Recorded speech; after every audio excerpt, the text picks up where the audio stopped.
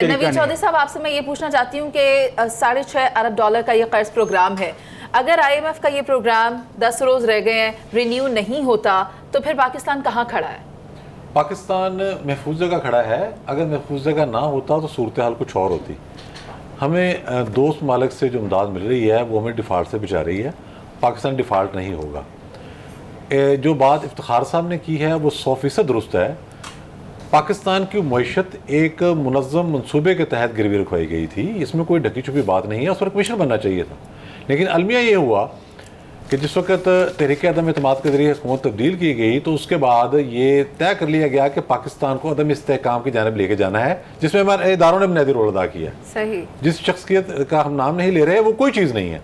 पीछे से इदारों की सपोर्ट थी, इदारों से बाहर बैठे हुए जो मालिक उनकी सपोर्ट थी। CPEC का मुखालफ कौन है? कौन है जो अपने जलसों में खड़ा होकर तकरीरें करता रहा? कौन है जिसका एक बेहुदा वजीर ये कहता रहा कि ये लाहौर मुल्तान मोटरवे पर कमीशन खाया गया है और फिर चीन को उसकी वजाहत करना पड़ी? ये मुनज़्ज़म साजिश थी। कौन था जो वायसराय बना के गवर्नर स्टेट बैंक को लाया? कौन था जिसने उसको माशी खुद मुख्तारी दिलवाई? उसमें हमारे सरकारी अफसरान भी शामिल थे, कैसे बंदे इकट्ठे किए गए। लेकिन बात अब इससे आगे बढ़ाते हैं। ये बात बिल्कुल क्लियर है कि पाकिस्तान की मुआशी तबाही की बुनियाद सोचे समझे मनसूबे के तहत रखी गई थी। मैं इसमें किसी को रहती नंबर देने को तैयार नहीं हूँ। बेशक आज भी उनके सपोर्टर मौजूद हैं, जुडिशरी में भी हैं, एस्टेब्लिशमेंट में भी हैं, मीडिया में भी हैं, लेकिन ये मनसूबा था। बात यह है कि मौजूदा हुकूमत क्या कर रही है। मौजूदा हुकूमत सिर्फ ये करे, क्लैरिटी के साथ बताए। आपने बरतानवी हाई कमीशन से रब्ता किया, कोई हर्ज नहीं। अमेरिकी स्पीड से भी आपने किया था, लेकिन एक क्लैरिटी भी आनी चाहिए। ये जो इस तरह की पॉलिसी आपने बना रखी है कि एक तरफ आप कहते हैं कि ये हमें परवाह नहीं है, साजिश कर रहे हैं, साजिश कर रहे हैं। CPEC उनकी छेड़ है। आप वेस्ट में जाएं और जाके बात करें, वो तो आपके गले पड़ जाएंगे।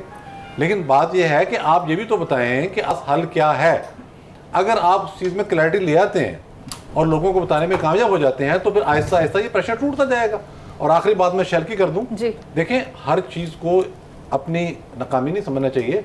शेल ने कारोबार जर्मनी में समेट दिया, शेल ने कारोबार हालैंड में समेट दिया, शेल ने कारोबार रूस में समेट दिया, शेल ने कारोबार नाइजीरिया में समेट दिया। और उसने यही कहा, और सुजुकी का 9.5 अरब का नुकसान और किन ममालिक में हुआ वो भी कौम को बता दें, पूरी दुनिया के अंदर। ठीक है, तो ये तो सुजुकी का बता देना नुकसान जो, और इसमें हमारे इदारों ने खराबी पैदा की है। अगर वो पैदा ना करते, नुकसान भी इदारों ने किया है। टोयोटा को भी बंद और होंडा को बंद, जो दादागिरी है वो खत्म हो जाती अगर 25 मई वाले दिन जब हंगामा हुआ इस्लामाबाद में, सुप्रीम कोर्ट पर एक्शन ले लेता। 60% इंडस्ट्री बंद हुई है, वो भी 9 मई की वजह से। सियासी अदम इस्तेकाम पैदा करें और उसके नतीजे में IMF भी कहे कि मैंने भी अपने मुतालबा अदा कर दी। ठीक है, सबसे पहले नवीद चौधरी साहब आप ये बताएं कि किस किस के खिलाफ घेरा तंग होने जा रहा है? क्या अब की बार सिर्फ कहा ही जाएगा या फिर गिरफ्तार भी कर लिया जाएगा इन रहनुमाओं को?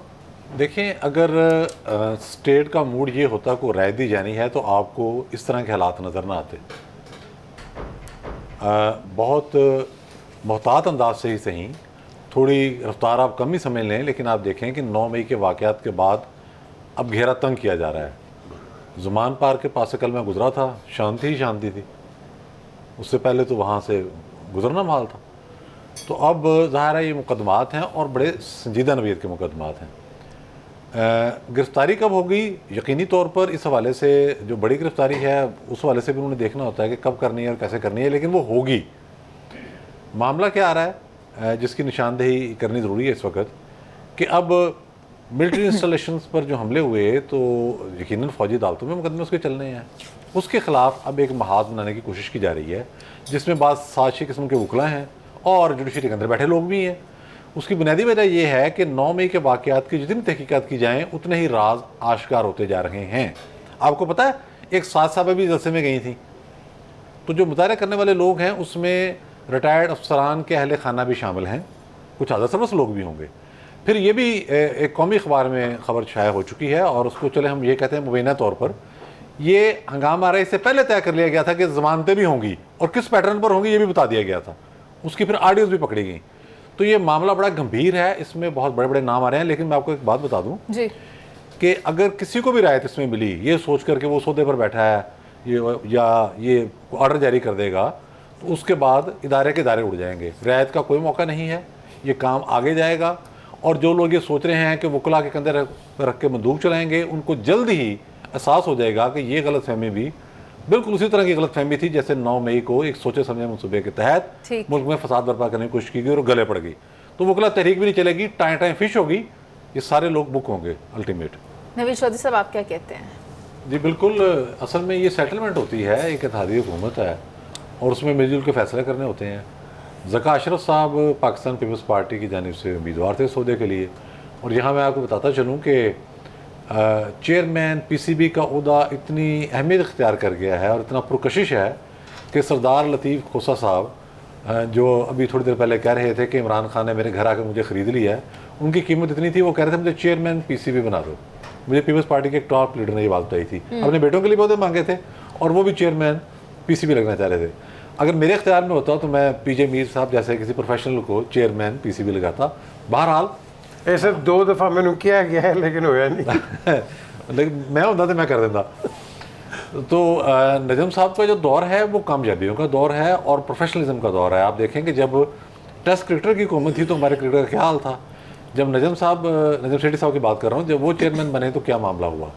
तो ज़का अशरफ साहब भी बहुत अच्छे एडमिनिस्ट्रेटर हैं और पहले भी चेयरमैन रह चुके हैं पीसीबी के, तो ये तोक्को है कि वो भी जानते हैं क्रिकेट की ऊंच नीच और मैनेजमेंट। असल में खेलना या खेल को समझना एक और चीज़ है, फिर मैनेजरियल स्किल कहाँ को कैसे किसको कहाँ खिलाना है, कैसे टीम बनानी है, ये एक और मामला है। ठीक है। तो ज़का अशरफ से भी हमें बहुत अच्छी तवक्कुआत हैं और अगर पोलिटिकली मामला उन्होंने एक सेटलमेंट के जरिए हल कर लिया तो इस पर हमें क्या जरूरत है। बिल्कुल ठीक है।